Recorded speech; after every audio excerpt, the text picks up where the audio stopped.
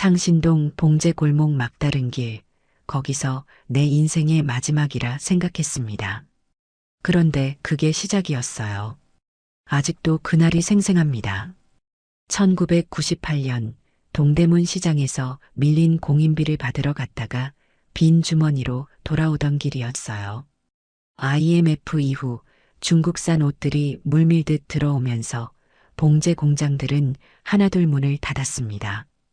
저는 달랑 재단 가위 한 자루만 손에 쥔 채 그 흐름에 휩쓸리고 있었어요. 차복희 씨, 얼굴이 말이 아니네. 딸 잃고 그래도 살아야지. 동네 약국 아저씨의 말이 귓가를 맴돌았습니다. 살아야 한다고요? 뭘 보고 사나요? 누굴 위해 사나요? 그 순간 문득 서울에 처음 왔던 날이 떠올랐습니다. 서울로 올라온 지 벌써 20년이 되어가고 있었어요. 19살 시골 고향에서 서울역에 내린 1979년 새마을 운동이 한창이던 시절이었죠. 잘 살아보세라는 구호가 온 나라를 뒤덮던 때였습니다. 복희야, 서울 가서 뭐하게? 떠나기 전날 큰어머니가 물으셨어요. 딸은 시집이나 잘 가면 다행이지. 무슨 돈을 벌어? 그것도 남의 집 귀신 될 팔자에. 그 말이 제 가슴에 못처럼 박혔습니다. 딸은 쓸모없다는 말. 그래도 저는 독하게 마음먹었죠. 돈 벌어서 동생들 학교도 보내고 부모님 농사일 도울 거라고. 서울 생활은 고단했습니다. 통근버스에 새벽같이 실려가 밤늦게 돌아오는 나날들. 야간 통행 금지가 있어 저녁 10시가 넘으면 귀가증을 보여야 했죠. 10평 남짓한 공장에 미싱 10여 대가 빽빽이 들어찬 곳에서 12시간씩 일했습니다. 야, 이거 내일까지 다 해야 돼. 밤새워서라도 끝내. 공장장 말 한마디에 새벽까지 깨어있던 밤이 얼마나 많았는지 모릅니다. 손가락이 바늘에 찔려 피가 나도 손수건으로 둘둘 말아 다시 일했어요. 그때 받던 월급이 5만 원, 보통 공중 목욕탕 한 번 가는데 300원 하던 시절이었으니까요. 그렇게 일하던 공장에서 만난 사람이 제 남편 박성철 씨였습니다. 이거 좀 도와주실래요? 저 혼자선 못 들어요. 원단 뭉치를 같이 나르다 시작된 인연이었죠. 그는 공장 주임이었고 저보다 5살 많았습니다. 담배 냄새 풀풀 나는 사람, 손에 굳은 살 박인 사람, 말수 적은 사람. 그런데 웃을 땐 해처럼 환했어요. 우리는 도시락을 나눠 먹으며 사랑에 빠졌고 1983년에 결혼했습니다. 그때부터 동대문 시장은 활기찼어요. 88 올림픽 특수로 봉제 공장은 주문이 밀려 야간 작업이 일상이었죠. 혼수도 변변찮았지만 남편과 저는 더 열심히 살면 된다는 믿음이 있었습니다. 행복도 잠시, 결혼 5년이 지나도 아이가 생기지 않았어요. 시어머니는 매일같이 쓴소리를 했습니다. 아들 낳아야 대가 이어지는 건데 뭐 하는 거야? 이러다 성철이 바람나면 어쩔래? 딸이라도 낳아봐. 딸이 뭐가 그리 어렵다고 못 낳아? 병원을 찾았지만 원인을 알 수 없었습니다. 민간요법도 다 써봤어요. 쑥뜸 뜨고 한약 다려 마시고 산에 가서 기도도 했지만 소용없었습니다. 그러다 몇 번의 유산 끝에 시험관 시술을 결심했습니다. 그 돈을 모으려고 남편은 야간 작업까지 했고 저는 옆 공장 일감까지 받아왔어요. 혹독한 주사 치료와 약물, 통증을 견디며 3번째 시도 끝에 기적처럼 임신에 성공했습니다. 1993년 여름, 드디어 우리 딸 하린이가 태어났습니다. 여름처럼 빛나는 아이라는 뜻으로 지은 이름이었죠. 하린이는 정말 잘 웃는 아이였어요. 자는 얼굴을 보고 있으면 세상에서 가장 부드러운 구름 하나를 제 품에 안은 기분이었습니다. 비록 돈은 없어도 우리는 행복했습니다. 남편은 자기 가게를 열기 위해 밤낮으로 일했고 저는 아이 키우며 틈틈이 일감을 받아왔어요. 하린이는 벌써 말도 척척, 걸음도 빠르게 걷던 아이였습니다. 그런데 1997년 겨울이었어요. 눈이 펑펑 내리던 날, 하린이는 자기가 제일 아끼는 꽃무늬 고무신을 신겠다고 고집을 부렸습니다. 엄마, 이거 신을래요. 예쁜 꽃신 신고 갈래요. 당연히 말렸어요. 눈 오는 날에 미끄러운 고무신은 위험했으니까요. 하린아, 오늘은 안 돼. 눈이 많이 왔잖아. 운동화 신자. 싫어요. 꽃신 신을래요. 하린이가 바닥에 떼를 쓰며 울었습니다. 금방 다녀올 거라 생각했고 제 손을 꼭 잡고 있을 테니 괜찮을 거라 여겼어요. 그렇게 아이의 고집을 들어주었습니다.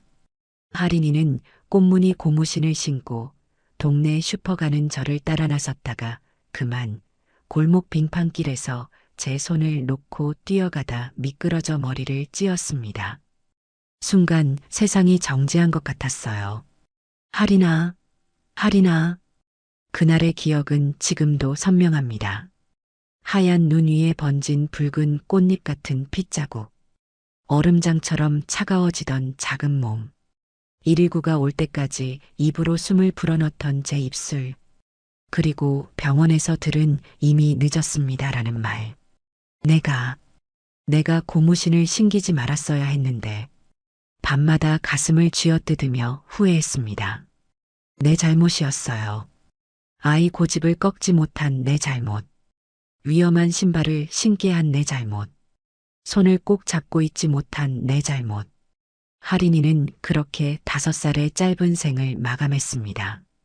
그 후 저는 하린이가 신던 꽃무늬 고무신 한 짝을 못 버리고 품에 끌어안고 잠들었습니다. 어떤 날은 고무신에 얼굴을 묻고 밤새 울기도 했어요. 남편도 그날 이후로 담배를 다시 피웠습니다. 저 몰래 울던 남편의 모습이 아직도 눈에 선합니다. 남편은 원망한 번이 없었지요. 우리는 서로를 위로하며 삶을 이어갔지만 아이의 매프가 터지고 봉제업이 몰락하면서 더 힘든 시간을 보내야 했어요. 중국산 저가 옷들이 시장을 점령했고 동대문 도매상들은 외상값도 제때 치르지 않았습니다. 그날도 그랬습니다. 동대문에서 밀린 공인비를 받지 못하고 터덜터덜 걸어 돌아오는 길, 눈이 내리기 시작했습니다. 하린이가 떠난 날처럼 똑같은 눈. 바닥이 미끄러웠고 하늘은 깜깜했습니다. 남편은 야근으로 늦게 들어온다고 했기에 혼자였어요. 창신동 앞 익숙한 골목길, 철길 옆으로 들어섰습니다. 칠흑 같은 어둠 속에서 문득 발걸음을 멈췄습니다. 계속 걸어갈 이유가 있나 싶었어요. 집에 가면 또 그 텅 빈 아이 방을 봐야 했습니다. 주머니 속 수면제가 만져졌습니다. 불면증으로 처방받은 약이었지만 모든 알약을 한꺼번에 삼키면 다시는 깨어나지 않을 수도 있는 양이었습니다. 여기서 끝내자. 하린아, 이제 엄마가 갈게. 약병을 손에 쥐고 눈물이 흘렀습니다. 그런데 그때였어요. 철길 너머로 들려오는 작은 흐느낌 소리. 고개를 들어보니 골목 끝에 작은 그림자가 보였습니다. 어린아이 같았어요. 봄날 꽃잎처럼 가냘픈 모습이 칼로 애이는 겨울바람 속에 덜덜 떨고 있었습니다. 발걸음을 옮겼습니다. 눈이 쌓인 길을 따라 하얀 입김을 내뿜으며 그 아이에게 가까이 다가가 보니 맨발이었습니다. 이 추운 날에 양말도 신발도 없이. 아가, 괜찮니? 아이는 깜짝 놀라 뒤를 돌아봤습니다. 여자아이 5살쯤 되어 보였어요. 얼굴은 까맣게 때가 탔고 손은 얼어서 새빨갛게 변해 있었습니다. 아줌마, 저기를 잃어버렸어요. 고아원이 어디 있는지 아세요? 그 말에 가슴이 철렁했습니다. 고아원? 이 아이는 부모가 없는 건가? 이름이 뭐니? 하윤이요. 원래는 서윤인데 보육원에선 하윤이라고 불러요. 아이는 나이에 맞지 않게 똘똘하게 대답했어요. 하린, 하윤. 너무도 비슷한 이름에 심장이 덜컥 내려앉는 기분이었습니다. 아이의 뒷모습은 하린이와 너무 닮아 있었어요. 지금 하린이가 살아있다면 이런 모습이겠지요? 같은 키, 같은 머리카락 어깨를 으쓱하는 작은 버릇까지 마치 죽은 딸아이가 환생처럼 보이는 것만 같았습니다. 운명이란 걸까요? 제가 인생을 끝내려던 그 순간 새로운 인생이 제 앞에 나타난 것이었습니다. 너무 늦었어. 춥지? 보육원 데려다 주기에 너무 늦었어. 우리 집에 가자. 따뜻한 물에 발부터 담그고. 집으로 데려온 하윤이는 제 낡은 원피스를 입고 구석에 앉아 있었습니다. 마치 자신의 존재가 방해될까 두려운 듯한 모습이었죠. 열이 좀 있는 건지 이마가 뜨거워서 약을 먹였습니다. 아줌마, 내일은 고아원에 데려다 주실 거죠?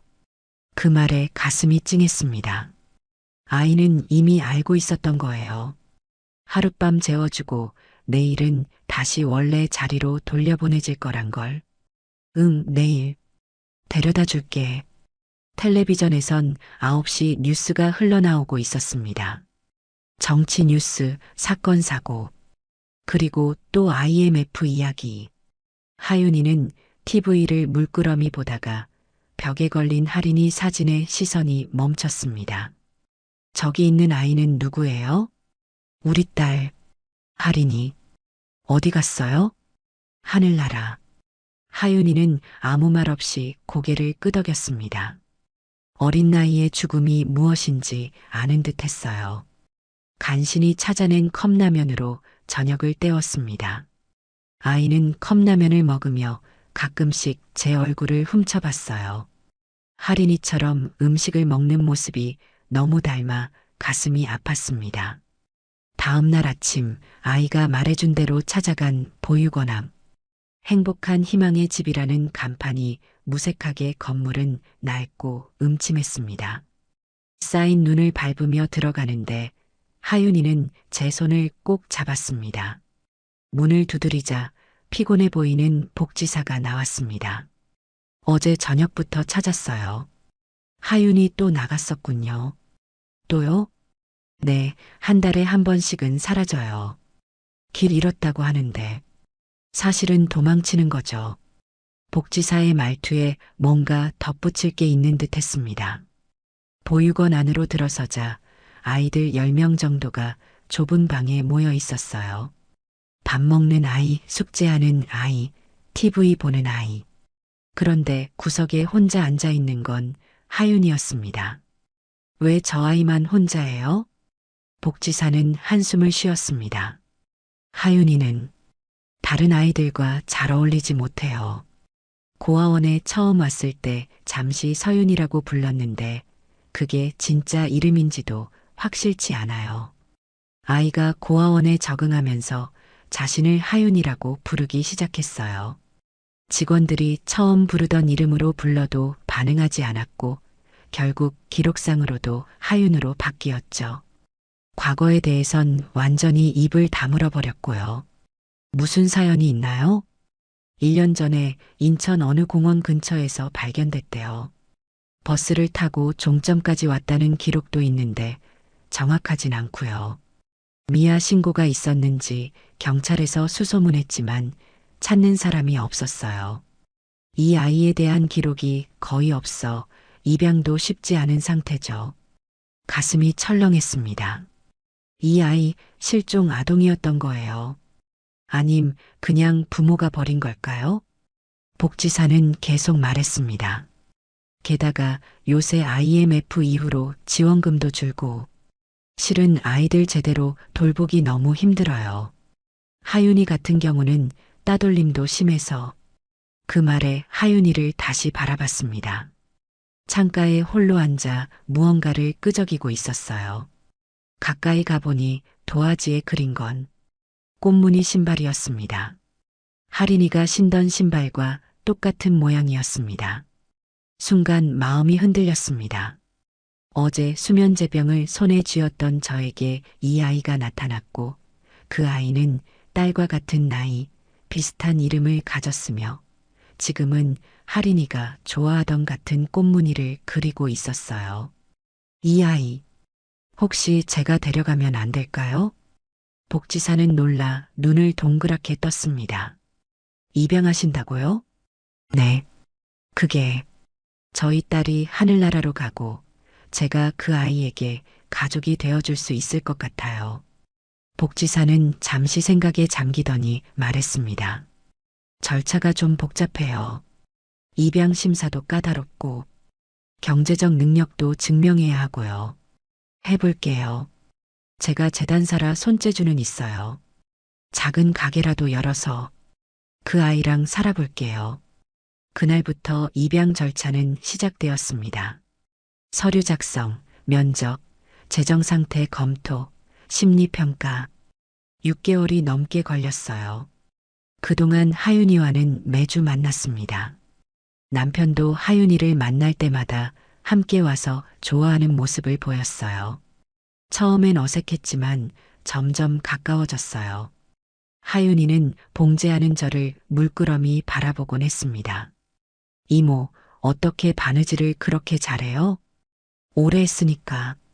배운 게 도둑질이라고 이것밖에 할 줄 몰라. 아이는 제 손을 유심히 바라봤습니다. 굳은 살 박힌 손가락, 바늘 자국 가득한 손톱. 저도 배우고 싶어요. 그렇게 하윤이에게 천천히 바느질을 가르쳤습니다. 아이는 놀랍도록 손재주가 좋았어요. 작은 천 조각으로 인형 옷을 만들고 단추를 달고 꽃무늬를 수놓았습니다. 시댁 식구들은 말한 것도 없고 동네 사람들까지 시선은 따가웠어요. 복희 씨, 무슨 생각으로 남의 애를 키우겠다는 거야? 아들도 아니고 딸을. 거지 고아를 데려와서 뭐하게. 돈도 없으면서 무슨 입양이야. 제정신이야? 제 귀에 들어오는 말들이었지만 아랑곳하지 않았습니다. 복지사의 도움으로 작은 임대상가를 얻어 수선집을 열었어요. 복희네 수선집이란 이름으로 창신동 근처 좁은 가게였습니다.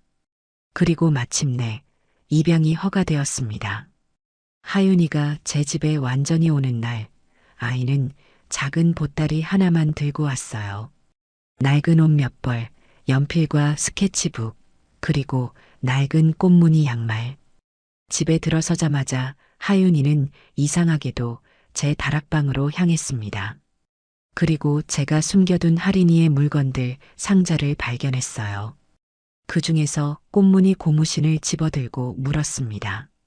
이거 할인 언니 신발이에요? 응. 어떻게 알았어? 그냥요. 느낌이요. 하윤이는 신발을 조심스레 만지며 말했습니다. 할인이랑 하윤이는 원래 비슷한 또래처럼 보였는데 하윤이는 또래보다 키가 작고 마른 편이었어요. 생일도 정확히 모르니까 입소한 날을 생일로 정했다고 했어요. 그러다 보니 고아원에서 아이들을 부르는 습관대로 할인이를 언니라고 자연스럽게 부르더라고요. 그렇게 부르는 게 편했나 봐요. 이모. 아니, 그게 어떻게 불러야 할지. 그때였어요.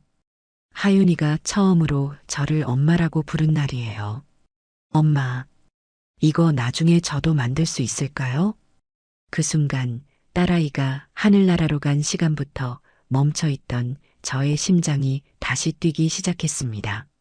남편도 하윤이를 금세 자기 딸처럼 사랑했습니다. 무뚝뚝한 그 남자가 고맙고도 신기하고 감사했지요. 집에 오면 항상 작은 선물을 하나씩 가져오곤 했어요. 리본 머리핀, 딸기맛 우유, 새 크레파스. 하윤아, 이리 와봐.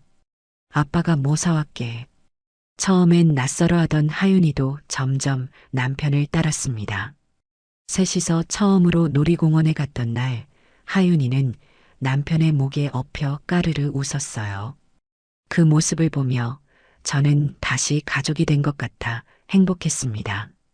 남편은 작은 꿈이 있었어요. 자기 가게를 내는 것. 복희 씨, 우리 하윤이 대학 보내야지. 내가 열심히 해서 돈 모아놓을게. 그는 아르바이트까지 하며 밤낮으로 일했습니다. 하윤이의 학비를 위해 통장에 돈을 모으던 남편. 그런데 어느 날 남편이 퇴근길에 졸음운전 택시에 교통사고를 당했다는 연락이 왔습니다. 병원에 달려갔을 때는 이미 의식이 없었어요. 그렇게 남편은 우리 곁을 떠났습니다. 하윤이가 우리 가족이 된 지 겨우 1년이 지났을 때였어요. 장례식장은 썰렁했습니다. IMF로 다들 힘들던 시기, 조문객도 많지 않았어요. 하윤이는 영정 앞에서 한참을 울었습니다. 아빠, 아빠. 마지막으로 아빠를 불러본 하윤이의 목소리가 장례식장에 메아리 쳤습니다. 그 어린아이가 구슬프게 울어서 다들 신기하게 쳐다봤어요. 장례를 치르고 집으로 돌아온 날, 죽을 가지고 온 이웃집 김씨 아저씨가 찾아왔습니다. 복희 씨, 이제 어쩌려고? 혼자서 그 애 어떻게 키워? 다시 보육원에 보내는 게 어때? 그 말을 듣던 하윤이가 갑자기 제 옷자락을 붙잡고 울음을 터뜨렸습니다. 그리고 몸을 떨며 흐느꼈어요. 아빠 대신 제가 죽었어야 해요. 미안해 엄마. 그 말에 저는 번쩍 정신이 들었습니다. 어린아이의 입에서 나온 그 말이 제 심장을 망치로 내려친 것 같았어요. 장래 내내 더 이상 살 의미 없다고, 친딸 죽고 남편 죽었으니 따라 죽을 생각만 했어요. 저는 한 번도 진짜 엄마로서 이 아이를 바라보지 않았던 거예요. 하윤아. 아이의 작은 어깨를 붙잡았습니다. 눈물로 범벅된 얼굴을 올려다보는 그 아이에게 단호하게 말했어요. 그런 말하면 안 돼. 절대 그런 말하면 안 돼. 하윤이는 살아있어서 다행이야. 아빠도 죽은 하린이도 모두 하윤이가 잘 살기를 바라고 있을 거야. 아이의 눈에서 눈물이 쏟아졌습니다. 그제서야 깨달았어요. 저는 살아서 이 아이와 이번 생의 책임을 다해야 한다는 것을. 죽은 이들은 이미 떠났지만 이 아이는 지금 제 품에서 울고 있었으니까요. 하윤아, 우리 둘이 살자. 엄마가 지켜줄게. 그날 밤 하윤이는 저를 꼭 안고 잠들었습니다. 저는 그 아이의 등을 토닥이며 결심했어요. 하린아, 내가 보내준 아이구나. 이번엔 꼭 지킬게. 약속할게. 남편이 남긴 통장에는 100만 원 조금 넘는 돈이 있었습니다. 그리고 낡은 구두 틀 하나. 남편이 언젠가 구두 공방을 차리고 싶다며 사모아둔 것이었어요. 처음에는 이 구두 틀을 보며 매일 밤 울었습니다. 남편의 꿈이 담긴 물건이었으니까요. 하지만 점차 그 구두 틀은 제게 다른 의미가 되었습니다. 하윤이와 함께 새로운 인생을 시작하는 용기를 주는 상징이 되었어요.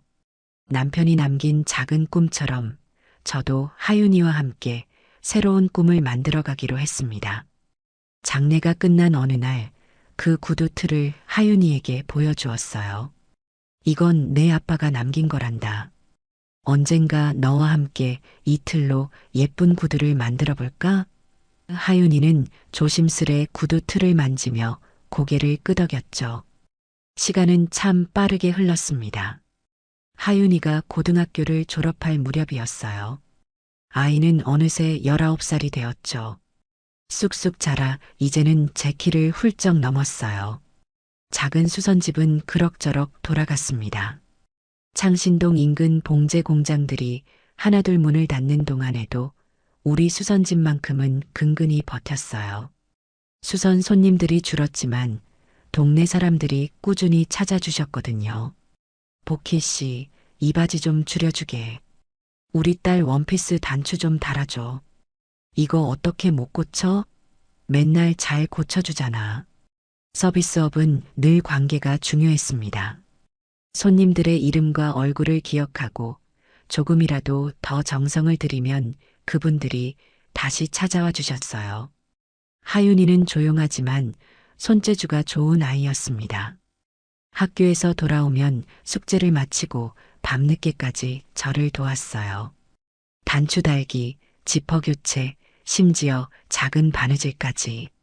젊은 눈으로 실 꿰기는 일은 그 아이 몫이었죠. 엄마, 이렇게 하면 되죠? 그래, 그렇게 해. 너는 타고났구나. 가끔 하윤이가 수선 일을 할 때면 저는 그 모습이 할인이와 겹쳐 보일 때가 있었어요. 그럴 때마다 가슴이 먹먹해졌지만 곧 다시 눈앞의 현실로 돌아왔습니다.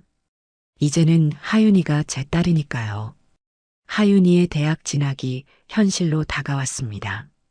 디자인과에 지원하기로 했어요. 작은 수선집 일을 돕던 그 아이가 디자이너를 꿈꾸게 된 건 자연스러운 일이었습니다. 엄마, 전 구두 디자인하고 싶어요. 사람들이 신고 가는 길을 생각하면 가슴이 뛰어요. 그 말을 들으며 남편 생각이 났어요. 구두 공방을 열고 싶어 했던 남편. 그 꿈이 딸에게 이어진 것 같아 묘한 감정이 들었습니다. 기쁜 소식이 왔습니다. 하윤이가 원하던 대학에 합격한 거예요. 그 아이의 환한 웃음을 보니 제 가슴도 벅차올랐습니다. 그러던 어느 날이었습니다. 오래 앉아 있으면 왼쪽 아랫배가 뻐근했어요. 처음엔 앉아서 일하다 보니 그렇지라고 생각했는데 시간이 갈수록 통증이 심해졌습니다. 병원에 갔더니 의사가 조심스레 말했어요. 복희 씨, CT 검사를 해봐야 할 것 같습니다. 큰 병원으로 옮겨 여러 검사를 받았습니다. 결과가 나왔을 때 의사의 표정이 심상치 않았어요. 자궁암 3기입니다. 순간 전류가 흐르는 듯한 느낌이었습니다. 암이라니, 그것도 3기라니, 수술이 필요합니다. 자궁을 제거해야 합니다. 난소도 어렵고요.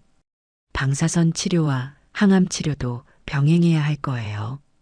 비용은 어느 정도?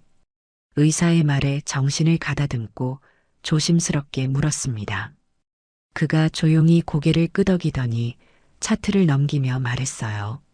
수술, 방사선 치료, 항암 치료까지 포함하면 건강보험 적용받아도 700만 원 이상은 각오하셔야 합니다. 비급여 항목까지 포함되면 그보다 훨씬 더 나올 수도 있고요. 숨이 턱 막혔습니다. 700만 원. 저에겐 상상도 못할 금액이었어요. 그날 집으로 돌아오는 길, 병원 앞 버스 정류장에 혼자 앉아 있는데 그 숫자가 머릿속에서 떠나질 않았습니다. 700만 원 5년을 모아도 될까 말까 한 돈. 그 순간 병보다 돈이 더 무섭다는 걸 처음 느꼈습니다. 죽음의 그림자보다 무서운 건 살고 싶어도 살 수 없는 사람이 되는 거였어요. 병원에서 나와서 계속 걸었어요. 창신동 계단을 내려오며 생각했어요. 이제 정말 끝인가 보다. 하윤이는 어쩌지? 그날 밤 저는 하윤이에게 모든 것을 털어놓았습니다. 고등학교를 졸업하고 대학 입학을 앞둔 아이에게 이런 얘기를 하는 게 맞나 싶었지만 숨길 수 없었어요. 하윤아, 엄마가 병이 좀 있어. 무슨 병이요? 그게 자궁암이래. 수술을 해야 한대. 하윤이의 얼굴이 하얗게 변했습니다. 그리고 말없이 제게 달려와 꼭 안았어요. 엄마, 괜찮아요. 엄마는 괜찮을 거예요. 제 등을 토닥이는 하윤이의 손길에 가슴이 찢어지는 것 같았습니다. 이 아이에게 짐을 지울 수 없다는 생각뿐이었어요. 내 병이 이 아이의 인생을 망치는 것 같아 미안함이 북받쳤어요. 하윤이가 고개를 들었습니다. 의외로 단호한 목소리였어요. 잠깐만요, 엄마. 제가 생각이 있어요. 오늘은 푹 쉬세요. 내일 얘기해요. 다음 날 하윤이는 아침 일찍 나갔다가 늦게 돌아왔습니다. 손에는 여러 장의 종이를 들고 있더군요. 엄마, 대학은 휴학 신청했어요. 입학금은 이미 내서 휴학해도 돌려받을 수는 없대요. 제가 당분간 더 열심히 돈 벌게요. 1년만 쉬었다가 복학하면 돼요. 하윤아, 그러면 안 돼. 내 꿈이잖아. 괜찮아요. 1년 정도 일하면서 공부할게요. 독학할 수 있어요. 제가 찾아보니까 의료보험으로 일부 지원도 받을 수 있대요. 그리고 대학병원 사회복지팀에서 상담도 받았어요. 종이를 펼치니 여러 지원 프로그램 정보와 병원 안내문들이 있었습니다. 하윤이는 밤새 인터넷을 뒤져 정보를 모은 것 같았어요. 그리고 제가 낮에는 카페에서 알바하고 저녁에는 편의점에서 일하기로 했어요. 학원과 옷가게에서도 주말에 써준대요. 하윤아, 말문이 막혔습니다. 엄마인 제가 해야 할 일을 이제 막 성인이 된 아이가 하고 있었어요. 엄마, 우리 같이 이겨요. 제가 이제 다 컸잖아요. 그 순간 제 눈에서 눈물이 주르륵 흘렀습니다. 정말 다 큰 것 같았어요. 이 아이가. 수술 날짜가 잡혔고 치료가 시작되었습니다. 자궁 제거 수술 후 방사선 치료, 항암 치료의 고통, 머리카락이 빠지고 체중이 급격히 줄었어요. 거울 속 제 모습은 더 이상 예전의 그 사람이 아니었습니다.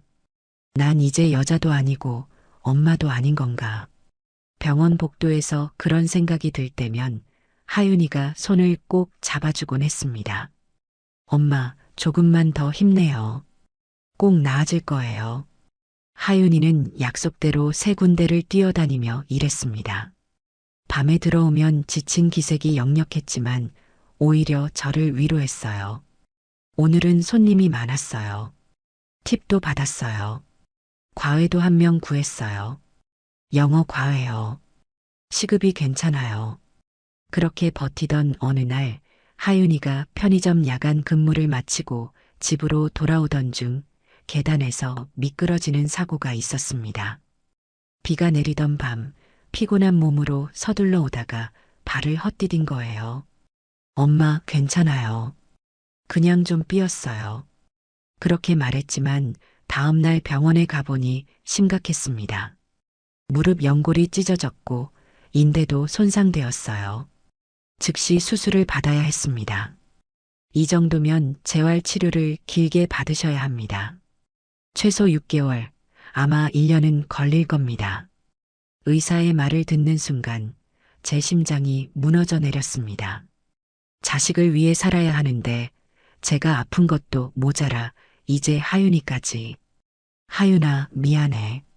병실에서 흐느끼는 저에게 하윤이가 말했습니다. 엄마, 더 좋은 일이 생길지도 몰라요. 엄마 치료가 끝나면 저도 천천히 치료받을게요. 우선 엄마가 나아야 해요. 그 말이 더 가슴을 아프게 했습니다. 아직도 어린아이가 자신의 아픔보다 엄마를 먼저 생각하다니요. 2013년 여름 저는 간신히 항암 치료를 마쳤어요. 몸은 여전히 약했지만 의사는 조심스럽게 희망적인 말을 했습니다. 일단 암세포가 더 이상 발견되지 않습니다. 하지만 재발 가능성이 있으니 정기 검진은 꼭 받으셔야 합니다. 저의 치료가 어느 정도 마무리되자 이제 하윤이 차례였습니다. 그동안도 치료를 받았지만 더 집중해서 무릎 수술과 긴 재활 과정을 거쳤어요. 걷는 것조차 힘겨워하던 아이가 점점 나아지는 모습을 보며 우리는 함께 희망을 되찾아갔어요. 그러던 어느 날 하윤이가 다락방에 올라가 뭔가를 뒤지고 있었어요. 무엇을 찾는지 물었더니 아빠가 남긴 구두 틀이요. 어디 있죠? 오래된 박스를 꺼냈습니다. 남편이 모아뒀던 구두 틀과 도구들, 그리고 가죽 자투리들이 들어 있었어요. 나중에 아빠가 구두 공방을 열려고 했대요. 엄마가 그렇게 말씀하셨잖아요. 하윤이는 구두 틀을 꺼내 조심스레 닦았습니다. 그리고 밤늦게까지 인터넷을 뒤지며 수제화 만드는 방법을 공부했어요. 엄마, 한 가지 생각이 있어요. 제가 무릎 재활하는 동안 손은 멀쩡하니까 구두 만드는 기술을 배워볼까 해요. 나중에 복학할 때 이걸로 포트폴리오도 만들고. 하윤이의 눈은 빛나고 있었습니다. 암 치료와 무릎 재활로 지친 우리에게 작은 희망이 피어났어요. 몇 주 후 하윤이는 첫 구두를 완성했습니다. 아직 투박하고 어설프지만 분명 구두 형태가 갖춰진 작품이었어요. 게다가 그 구두에는 꽃무늬가 새겨져 있었습니다. 이건 할인 언니를 위한 거예요. 엄마가 언젠가 보여주셨던 고무신 무늬로 만들었어요. 그 말에 목이 메었습니다. 하윤이는 한 번도 만난 적 없는 할인이를 기억하고 있었어요. 그리고 이건 엄마를 위한 거예요. 두 번째 구두를 보여주었습니다. 검은색 가죽에 작은 꽃 장식이 달린 편안해 보이는 구두였어요. 엄마가 항상 서서 일하시잖아요. 발이 편했으면 해서요. 그 순간 제 마음속에 무언가가 다시 자라나는 것을 느꼈습니다. 절망 속에서도 희망은 자랄 수 있다는 것을. 하윤아, 고마워. 정말 예쁘구나. 구두를 신어보았습니다. 사이즈가 조금 맞지 않았지만 제 발에 꼭 맞는 느낌이었어요. 나중에 더 잘 만들게요, 엄마. 하윤이는 무릎 재활을 받으면서도 틈틈이 구두 만들기를 계속했습니다. 유튜브 강의를 듣고 중고책을 사서 보고 심지어 동대문 구두장인에게 찾아가 조언을 구하기도 했어요. 2014년 초 하윤이는 재활을 마치고 걸을 수 있게 되었습니다. 그리고 만든 구두 사진을 SNS에 올리기 시작했어요. 어느 날 하윤이가 들떠서 돌아왔습니다. 엄마, 좋은 소식이 있어요. 제가 만든 구두 사진을 SNS에 올렸더니 유명 수제화 브랜드에서 연락이 왔어요. 면접 보러 오라고 했어요. 22살의 하윤이는 무릎 재활도 거의 끝나가고 저도 암 치료 후 체력이 조금씩 돌아오고 있었어요. 하윤이 덕분에 수선집은 문을 닫지 않고 버텨낼 수 있었습니다. 엄마, 오늘 면접이에요. 아침부터 하윤이는 분주하게 준비했습니다. 1년 넘게 재활하면서 틈틈이 만들었던 수제화 몇 켤레를 가방에 조심스레 넣고 검은 원피스에 단정한 구두를 신었어요. 소망 수제화 회사. 여기가 어딘데? 되게 유명한 데예요, 엄마. 루미에르슈라는 브랜드로 유명해요. CEO가 한국 여성인데 파리에서 공부한 사람이래요. 소규모지만 수제화로는 최고급이에요. 하윤이의 눈빛이 반짝였습니다. 대학 복학 대신 취업을 하고 싶다고요. 그 아이가 이렇게 설레는 모습을 본 건 오랜만이었어요. 엄마, 이건 비밀인데요. 하윤이가 작은 목소리로 말했습니다. 이번에 제가 지원한 건 디자이너 어시스턴트인데 면접관이 CEO라고 해요.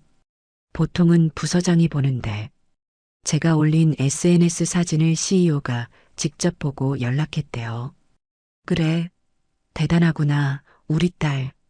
하윤이는 부끄러운 듯 웃었습니다. 제 구두가 이 회사 시그니처랑 비슷하대요. 꽃무늬 디자인이. 그분이 항상 찾던 거래요. 하윤아, 조심해서 다녀와.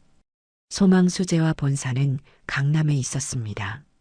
하윤이는 처음 가보는 곳이라 일찍 출발했어요. 면접 끝나면 바로 전화할게요, 엄마. 소망 수제화 최종 면접실. 하윤이는 떨리는 마음으로 문을 열었습니다. 테이블 맞은편에는 우아한 차림의 여성 대표가 앉아 있었습니다. 서정아 대표는 하윤이가 들어서는 순간 가슴이 철렁 내려앉았습니다. 마치 젊은 시절의 자신의 사진을 보는 것 같았어요. 같은 눈매, 같은 미소, 심지어 걸음걸이까지. 안녕하세요, 앉으세요. 서정아 대표의 목소리가 미세하게 떨렸습니다. 하윤이는 준비해온 포트폴리오를 펼쳤습니다. 그 안에는 직접 만든 수제화들의 사진이 가득했습니다. 제가 만든 신발들입니다. 어릴 때부터 엄마 아빠에게 바느질과 재봉을 배웠어요. 하윤이는 잠시 망설이다가 덧붙였습니다. 사실 저는 입양됐어요. 저를 위해 평생 작은 수선집에서 고생하신 어머니께 조금이라도 보답하고 싶어서 이 일을 배웠습니다. 서정아 대표의 눈이 커졌습니다. 하윤이는 계속 말을 이어갔습니다. 특히 이건 하윤이는 특별한 사진 한 장을 꺼냈습니다. 돌아가신 아버지가 남기신 낡은 구두 틀로 만든 첫 작품이에요. 비록 서툴지만 가장 소중한 신발이죠. 서정아 대표는 말없이 사진들을 넘겼습니다. 그녀의 눈에는 점점 눈물이 차올랐습니다. 대표님, 저는 이 회사에 꼭 입사하고 싶습니다. 하윤이가 진심을 담아 말했습니다. 제가 이 면접에 붙어야만 제 어머니가 수선집을 계속 운영하실 수 있어요.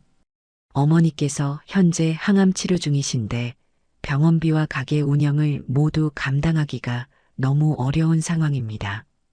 어머니는 아프신 와중에도 저를 위해 끝까지 수선집을 지키고 계세요. 이제는 제가 어머니를 돌볼 차례라고 생각합니다. 저는 정말 열심히 할 준비가 되었습니다. 저를 뽑아주세요.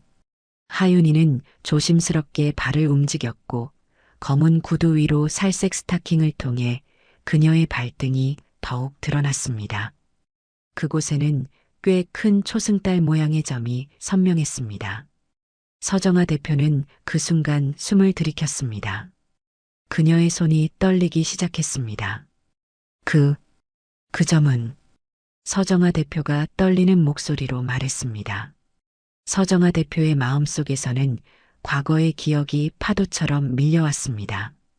결혼을 약속했던 남자친구와 함께 아이를 가졌지만 임신 사실을 알리자 그는 책임을 지겠다던 약속을 뒤로 한 채 연락을 피하기 시작했습니다.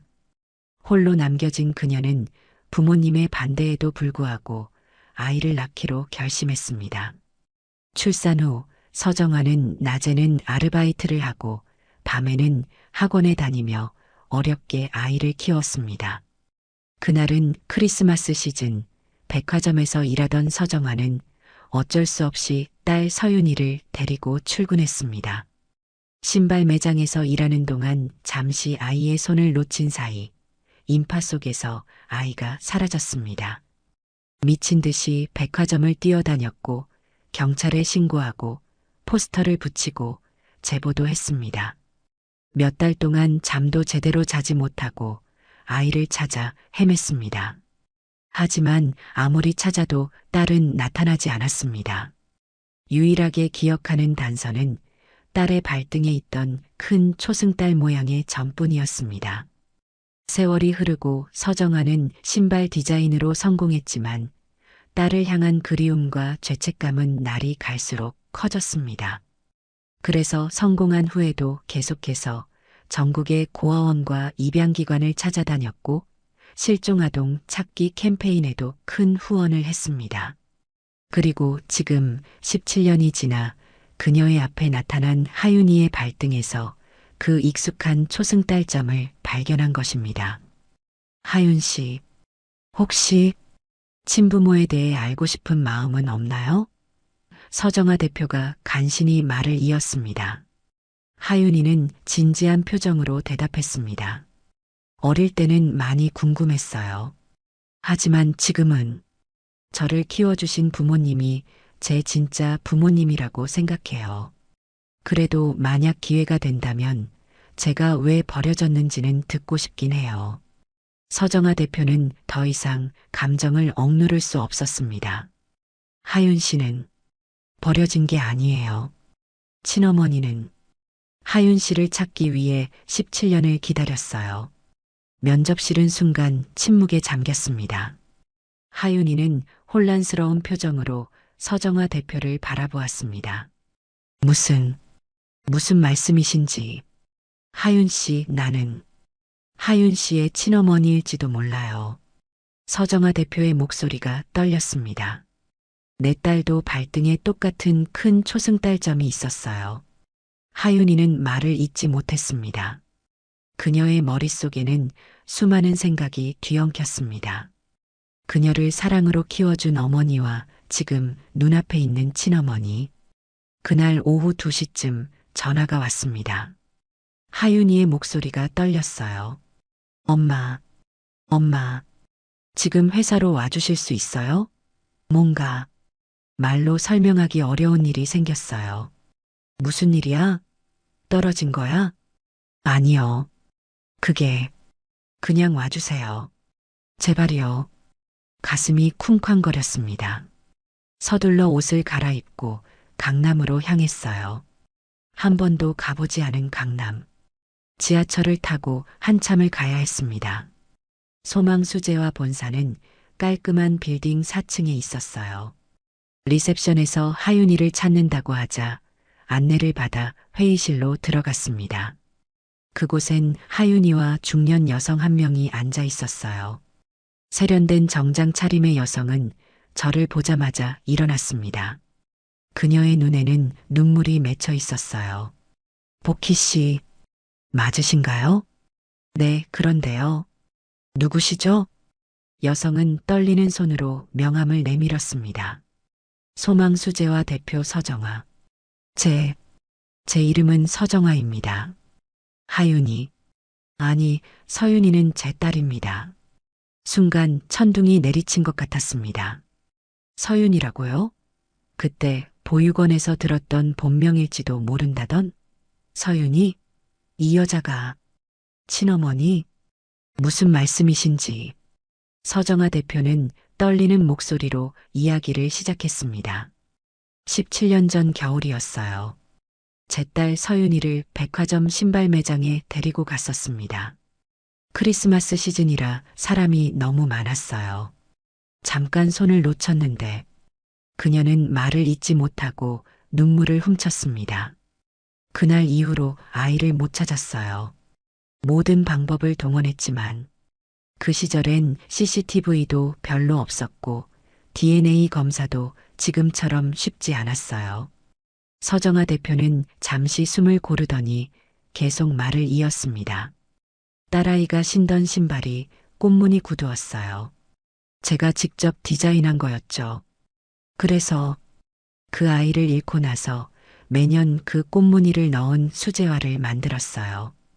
언젠가 딸이 이 신발을 보고 찾아올까 하는 마음으로. 하윤이는 충격받은 표정으로 고개를 들었습니다. 그럼 제가 올린 SNS 사진에 있던 꽃무늬 때문에 저를 찾으신 거예요? 서정아는 고개를 끄덕였습니다. 꽃무늬도 그렇고 내 얼굴이 내 젊은 시절 그대로야. 특히 내 발등에 있는 작은 점. 하윤이가 무의식적으로 발을 만졌습니다. 구두 위로 드러나는 왼쪽 발등에는 큰 점이 하나 있었어요. 태어날 때부터 있었던 점입니다. 살색 스타킹으로도 감춰지지 않는 큰 점이었어요. 발등의 점까지. 그건 서윤이만의 특징이었어요. 복희의 머릿속이 하얘졌습니다. 모든 것이 꿈처럼 느껴졌어요.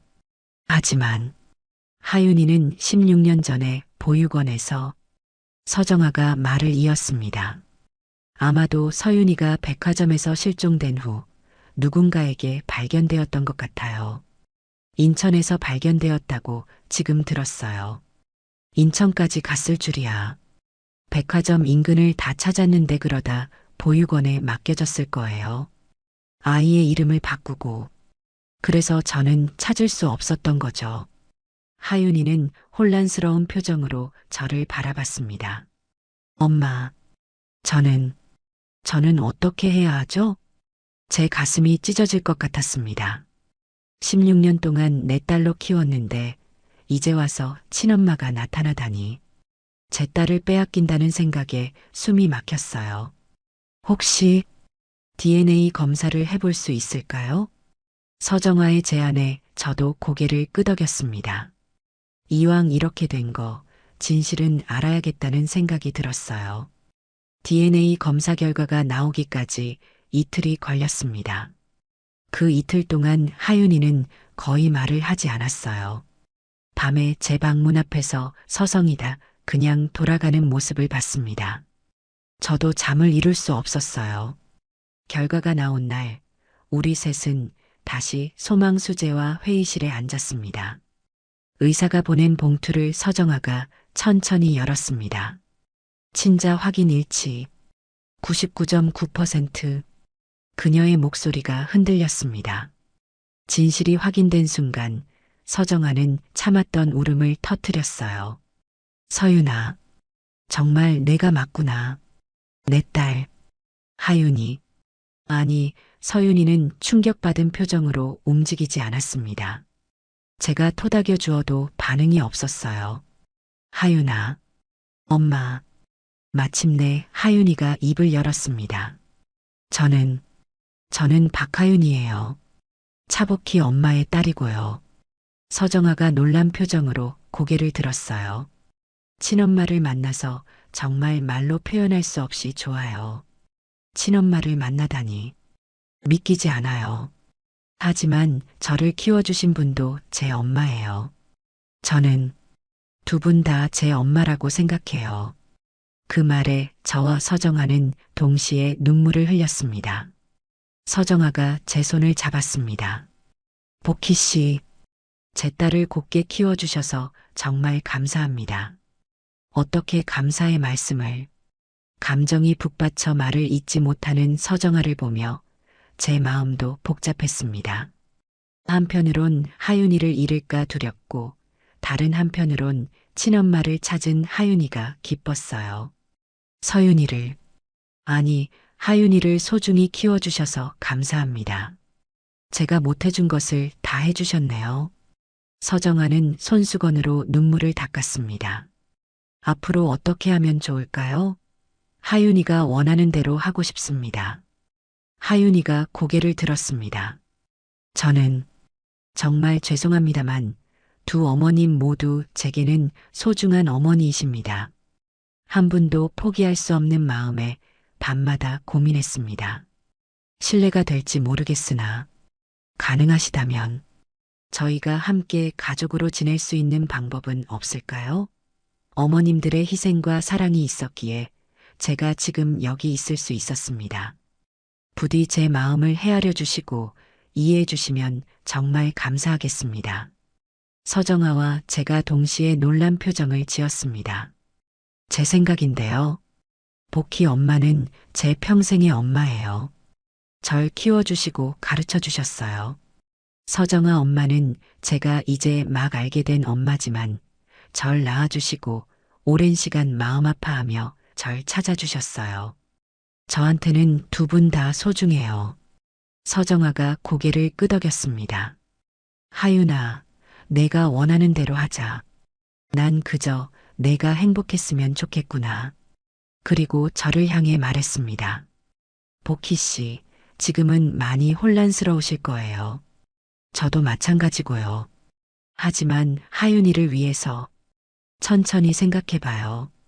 서두를 것 없어요. 집으로 돌아오는 길 하윤이는 제 손을 꼭 잡았습니다. 엄마, 걱정 마세요. 저는 엄마 곁을 떠나지 않을 거예요. 제가 엄마의 딸이란 사실은 변하지 않아요. 그 말에 또다시 눈물이 왈칵 쏟아졌습니다. 이 아이는 언제 이렇게 저를 지키는 어른이 되었을까요? 엄마, 이거 아세요? 서정아 엄마가 저한테 말했어요. 제가 올린 SNS에 꽃무늬 구두 사진을 보고 가슴이 뛰었대요. 그런데 그 꽃무늬, 할인 언니 고무신에서 따온 거였잖아요. 그래. 엄마 생각해보니까 신기해요. 제가 본 적도 없는 할인 언니 신발 무늬가 제 친엄마가 디자인한 신발 무늬와 같다니. 마치 할인 언니가 저희 세 사람을 이어준 것 같아요. 그 말을 듣는 순간 온몸에 전율이 흘렀습니다. 정말 그런 것 같았어요. 할인이가 하늘에서 이 모든 것을 계획한 것처럼. 집에 돌아와 밤새 생각했습니다. 하윤이는 이제 정말 행복해질 수 있을까? 저는 함께 살아도 될까? 새벽녘 결심했습니다. 어떤 미래가 오든 하윤이의 선택을 존중하자고. 그리고 내 마음 한구석에 자리한 두려움을 내려놓기로 했죠. 다음 날 서정아가 우리 집으로 찾아왔습니다. 소박한 수선집을 둘러보며 서정아의 눈에 눈물이 맺혔어요. 정말 따뜻한 공간이네요. 여기서 하윤이가 행복하게 자랐겠어요. 정성이 느껴져요. 하윤이가 차를 내왔습니다. 세 사람이 처음으로 수선집에 모여 차를 마시는 순간 무언가 새로운 가족의 형태가 시작되는 것을 느꼈습니다. 복희 씨, 제가 조심스럽지만 말씀드릴게요. 서정아가 심호흡을 했습니다. 제가 의사한테 여쭤봤어요. 복희 씨처럼 항암이랑 방사선을 오래 받는 분들 중에는 나중에 면역력이 약해지거나 회복이 더딘 경우가 많대요. 그런데 차병원 쪽에서 줄기세포로 조직 회복을 돕는 치료가 일부 되고 있다더라고요. 아직 실험적인 부분도 있지만 몸이 덜 힘들게 회복하는 데는 분명 도움이 될 수 있대요. 그런데 그건 비용이 서정아가 제 말을 자르며 단호하게 말했습니다. 복희 씨가 우리 하윤이를 살려주셨어요. 이제는 제가 복희 씨를 살릴 차례예요. 서정아 씨의 말은 저를 한동안 멍하게 만들었습니다. 당시 차병원에서 하는 줄기세포 치료는 의학적으로도 아직 실험 단계이고 비용도 천문대라는 얘기를 들은 적이 있어서 선뜻 결정하기가 어려웠어요. 과연 그 치료를 받는 게 맞을까? 아니면 지금 치료에만 집중해야 할까? 마음속에서 여러 생각이 부딪혔습니다. 그렇게까지 해주실 필요는 아닙니다. 제 딸을 살려주신 은인에게 이 정도는 당연해요. 서정아는 당당했습니다. 제 눈치를 살피던 하윤이가 말했어요. 엄마, 받아들이세요.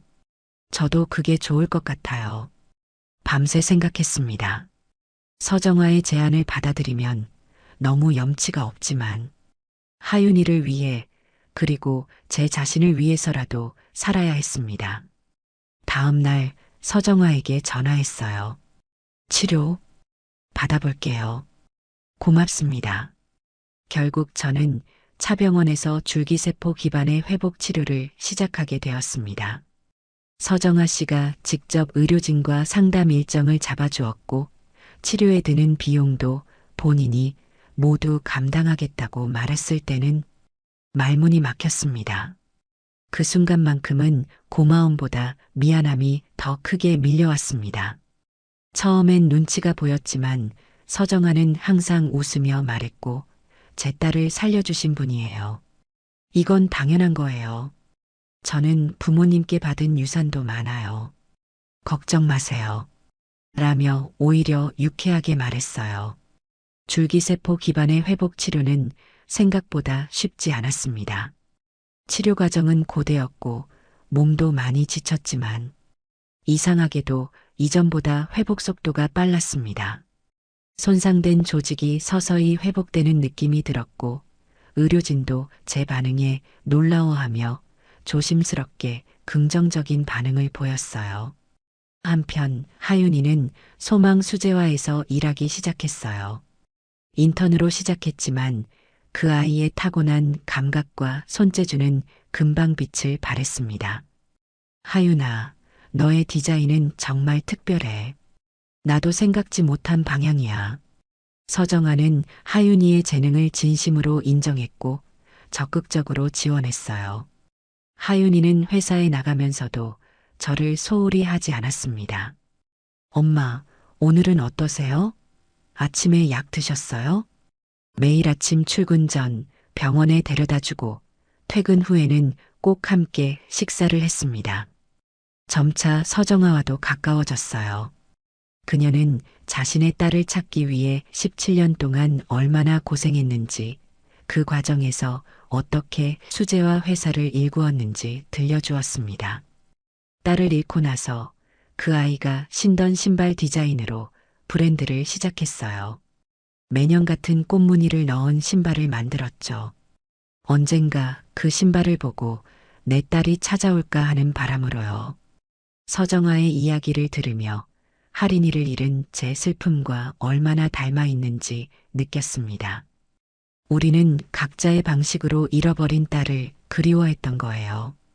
어느 날 하윤이가 들뜬 표정으로 돌아왔습니다. 엄마들, 제가 새 라인 하나를 기획했어요. 두 분을 위한 거예요.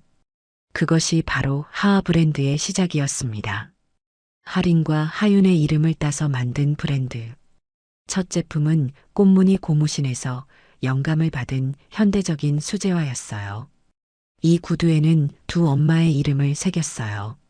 차복희와 서정화. 저를 단단하게 만든 두 사람이요. 하윤이의 특별한 감각과 서정화의 경험, 그리고 제가 알려준 수공예 기술이 합쳐져 하하 브랜드는 순식간에 주목받기 시작했습니다. SNS에서 입소문이 퍼졌고 유명 연예인이 신고 나타나면서 더욱 화제가 되었어요. 어머니의 이름을 새긴 구두라는 스토리는 많은 이들의 마음을 움직였습니다. 줄기세포 회복 치료를 시작한 지 6개월쯤 되었을 때 담당 의사는 조심스럽지만 분명한 목소리로 말했습니다. 정밀 검사 결과 현재 암세포는 관찰되지 않습니다. 재발 위험도 현저히 낮아졌고요. 아직 완치라는 표현은 신중해야 하지만 지금 상태는 매우 안정적입니다. 그 말을 듣는 순간 숨을 멈춘 듯 가슴이 먹먹해졌습니다. 하윤이와 서정아는 아무 말 없이 저를 꼭 안아주었습니다. 그 따뜻한 품 안에서 저는 처음으로 정말 살아있다고 느꼈습니다. 엄마, 이겼어요. 우리가 이겼어요. 보키 씨, 정말 다행이에요. 이제 우리 함께 많은 것을 해봐요. 그날 저녁, 세 사람은 특별한 식사를 했습니다. 비싼 레스토랑이 아니라 창신동 근처 오래된 설렁탕집이었어요. 제가 하윤이에게 자주 사주던 곳이었지요. 이 집 설렁탕이 제일 맛있어요. 엄마가 용돈 생기면 꼭 사주셨거든요. 서정아는 사랑받고 자란 딸을 보면서 흐뭇하게 웃었어요. 밥을 먹으며 세 사람은 앞으로의 계획을 이야기했습니다. 하윤이는 대학으로 복학해 공부를 계속하고 서정아는 하하 브랜드를 소망 수제화의 새 라인으로 키워나가기로 했어요. 저는 제 몸이 다 나으면 다시 일을 시작하기로 했습니다. 엄마, 저희 회사에서 기술 자문으로 일하시면 어때요? 엄마의 수선 기술은 정말 대단하잖아요. 하윤이의 제안에 머뭇거렸지만 서정아도 강력히 권했습니다. 보키 씨의 손재주는 정말 놀라워요. 하윤이의 재능이 어디서 왔는지 알겠어요. 우리 회사에 꼭 필요한 기술이에요. 그렇게 저는 소망 수제화의 기술 고문이 되었습니다. 평생을 창신동 봉제 골목에서 보낸 저에게 강남 사무실은 낯설었지만 제 손기술을 인정받는 기분은 무척 좋았어요. 이렇게 바느질하면 더 오래 갑니다. 제가 30년 넘게 해온 방식이에요.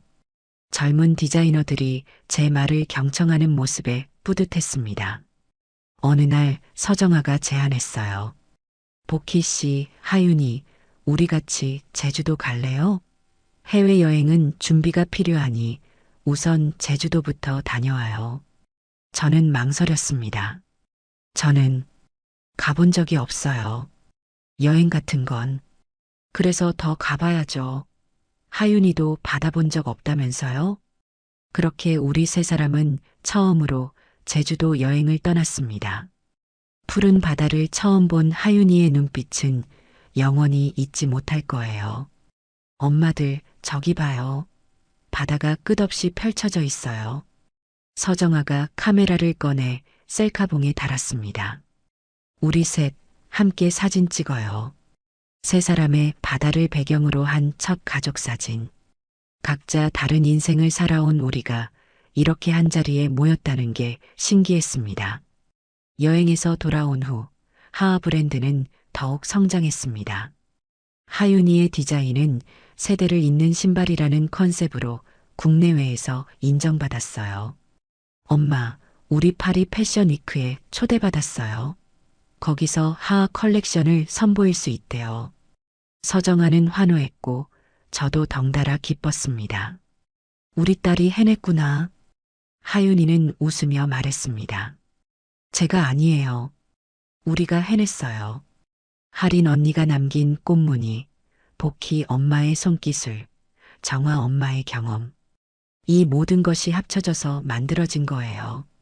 그 말을 듣는 순간 모든 것이 제자리를 찾은 것 같았습니다.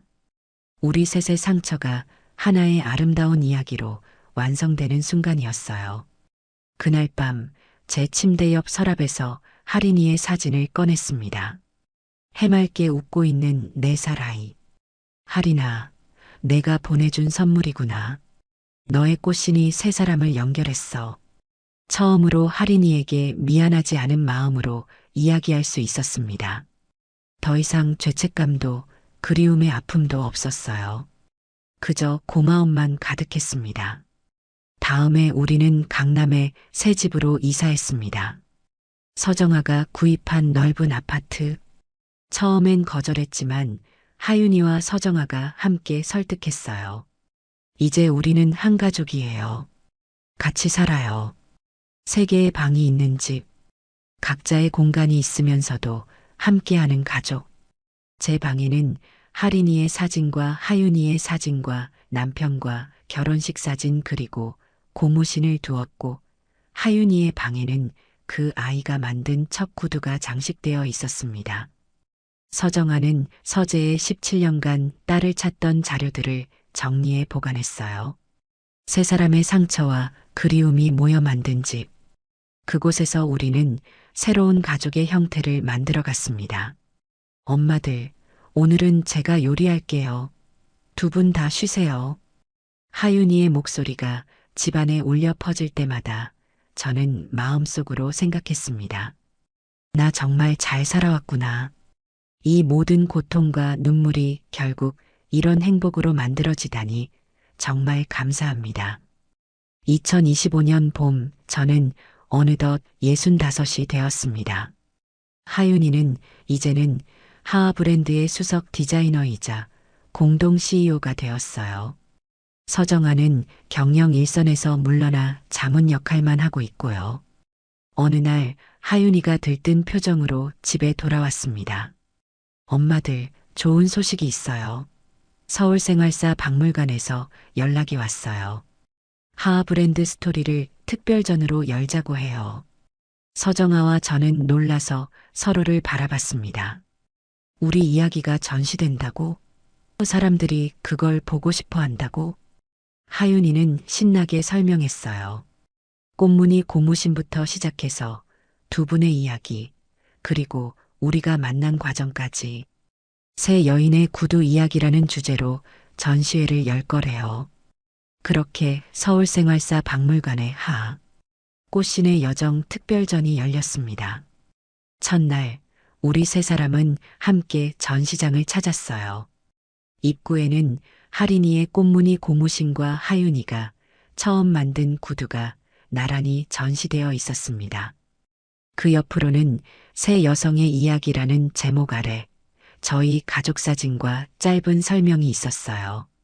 친딸을 잃고 입양한 딸마저 사고로 다치고 자신마저 병에 걸린 차복희 씨. 17년간 잃어버린 딸을 찾아 헤맨 서정아 씨. 그리고 그 사이에서 2 여성을 연결한 하윤 씨. 그들의 구두 한 켤레가 이어준 기적 같은 이야기. 사람들이 감동의 눈물을 흘리며 전시를 관람했습니다. 그분들은 제 이야기에 더 깊이 공감하시는 것 같았습니다. 저도 딸 키우느라 평생 고생했어요. 여자의 삶이란 게 다 그런 거지. 세상에 이런 기적 같은 일이. 관람객 노트에는 이런 메시지들이 가득했습니다. 전시회 한 달 후 MBC에서 저희 이야기를 다큐멘터리로 만들고 싶다는 연락이 왔습니다. 엄마의 이름을 새긴 구두라는 제목의 다큐멘터리. 처음엔 망설였지만 하윤이가 권했어요. 엄마, 우리 이야기가 힘들어하는 분들에게 희망이 될 수 있어요. 괜찮으시다면 해봐요. 그렇게 촬영이 시작되었습니다. 창신동 봉제골목, 제가 살던 반지하 집, 하윤이를 만났던 길모퉁이, 모든 곳을 다시 찾아가며 그날의 기억을 떠올렸습니다. 그러던 중 하윤이가 특별한 제안을 했어요. 엄마, 고향에 한번 가볼래요? 가족 산소에도 들르고, 오랫동안 발길을 끊었던 고향, 부모님의 묘와 딸이 무슨 소용이냐던 큰어머니의 묘도 있는 곳. 망설였지만 용기를 내어가기로 했습니다. 다큐멘터리 팀과 함께 찾은 고향은 많이 변해 있었습니다. 어릴 적 뛰놀던 산길은 아스팔트 도로가 되어 있었고 마을 어기 느티나무는 여전히 그 자리를 지키고 있었어요. 큰어머니 산소 앞에 서니 갑자기 모든 기억이 물밀듯 밀려왔습니다.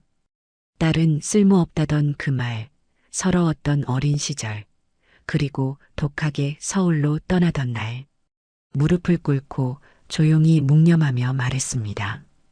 큰어머님, 저 복희예요. 딸이 쓸모없다고 하셨죠? 그런데 제 딸들이 저를 살렸어요. 하린이와 하윤이. 그 아이들 덕분에 제가 이렇게 살아있어요. 정말 딸 둘로 천국을 본 것 같아요. 큰어머님은 틀리셨어요. 눈물이 볼을 타고 흘렀습니다. 하윤이가 다가와 제 어깨를 감싸 안았어요. 울지 마세요, 엄마. 이제 시작이에요. 아니, 하윤아. 이건 슬픈 눈물이 아니야. 이제서야 내 마음의 짐을 내려놓은 것 같아. 돌아오는 길, 깊은 해방감을 느꼈습니다. 더 이상 과거에 얽매이지 않아도 된다는 자유로움. 하윤이는 새로운 프로젝트를 시작했습니다. 엄마의 이름을 새긴 신발 기부 캠페인. 매년 100켤레의 하하 신발을 전국 보육원에 기부하고 그곳 아이들에게 수제화 만드는 법을 가르치는 교실을 열 거예요. 서정아는 즉시 지원을 약속했고 저도 자원봉사자로 참여하기로 했습니다. 첫 교실은 하윤이가 머물렀던 그 보육원에서 열렸어요. 맨발의 아이들에게 신발을 신겨주고 그들에게 꿈을 심어주는 일. 우리 세 사람에게는 더없이 보람찬 일이었습니다. 한편 창신동 인근에는 복희네 봉제학교가 문을 열었습니다. 사라져가는 수선 기술을 젊은 세대에게 가르치는 공간. 저는 그곳에서 주 3일 학생들을 가르쳤어요. 바느질은 인생과 같아요. 한 땀 한 땀 정성을 다해야 해요. 어느 날 학생 중 한 명이 물었습니다. 선생님, 어떻게 그 모든 어려움을 이겨내셨어요? 잠시 생각하다 대답했습니다. 버려지고, 주어지고, 잃어버리고, 다시 찾는 과정. 그게 제 인생이었어요. 그런데 결국 우리는 모두 누군가의 발자국 위에 서 있는 거예요. 집으로 돌아오는 길, 문득 하늘을 올려다봤습니다. 구름 한 점 없는 맑은 하늘. 어디선가 하린이가 저를 바라보고 있을 것 같았어요. 하린아, 잘 지내니? 엄마는 이제 행복해. 집에 도착하니 하윤이와 서정아가 저녁을 준비하고 있었습니다. 테이블 위에는 세 켤레의 구두가 놓여 있었어요. 모두 같은 꽃무늬지만 디자인은 각자 다른 구두. 이거 뭐니? 하윤이가 환하게 웃었습니다. 우리 산모녀의 산책화예요. 매년 이맘때 우리 셋이 함께 걷자고요. 같은 꽃무늬지만 각자 다른 구두. 우리 가족 같죠? 그날 저녁 우리는 차를 타고 창신동으로 향했습니다. 하윤이 손을 잡고 동대문 성곽길 근처에 차를 세운 뒤 천천히 걸었어요. 내가 젊은 시절 봉제 공장에서 일하던 길, 하윤이를 처음 만났던 골목, 우리의 모든 기억이 켜켜이 쌓인 그 거리를 따라 조용히 걸었습니다. 강남에서 다시 오기까지 참 많은 시간이 걸렸지만 그날의 공기는 여전히 익숙했고 우리는 말없이 손을 꼭 잡고 있었습니다. 엄마들, 이제 우리는 어디로 갈까요? 하윤이의 질문에 서정아가 웃으며 대답했습니다. 가고 싶은 곳 어디든. 이제 우리는 자유롭잖아. 저는 두 사람의 손을 꼭 잡았습니다. 60년을 살고서야 깨달았어요. 내가 버려졌다고 생각했지만 사실은 내가 선택받은 거였다는 것을. 딸이 쓸모없다고 들었지만 결국 딸이 나를 살린 거였다는 것을. 그리고 가장 중요한 건 인생에서 가장 값진 것들은 모두 돈 주고 살 수 없다는 것을 말이죠. 세 사람은 나란히 걸었습니다. 같은 길, 다른 신발. 이제 우리는 어디로든 함께 걸어갈 수 있었습니다. 오늘 이야기가 마음에 드셨다면 좋아요와 구독, 알람 설정 잊지 마세요. 여러분의 따뜻한 댓글 하나가 정말 큰 힘이 됩니다.